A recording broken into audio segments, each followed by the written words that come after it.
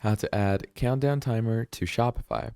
Hello everyone, welcome back to another video. I hope you all are doing great and are having an amazing and absolutely incredible day. So in this video, we're gonna talk about adding a countdown timer in your Shopify. So to do this, what you're gonna do is you're gonna go over to your apps and you're gonna go to your Shopify app store, okay? Now, once you go into your Shopify app store, we're gonna add a countdown timer really easily by just writing timer. Okay, so you can either write timer or you can either write countdown. Okay, now the best thing is the essential countdown timer bar, which was specifically built for Shopify. So you're just gonna go ahead and install this.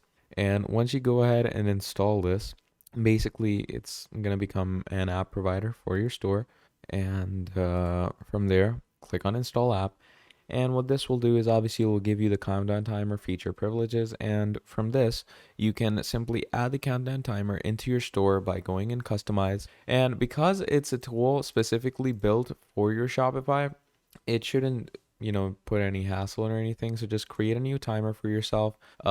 Choose, where you want it. Let's say I want it in my top bar. That looks good. So I'm going to click on publish. And once you click on publish, you're going to activate it in your actual store. And once you activate it in your actual store through the editor, I'm gonna wait and show you how it's gonna look. So it's gonna bring you to the actual activated advanced timer. And obviously when the countdown timer is activated, look at that. That's how it's gonna appear, and you're gonna click on save. And that is how you can add a countdown timer to Shopify.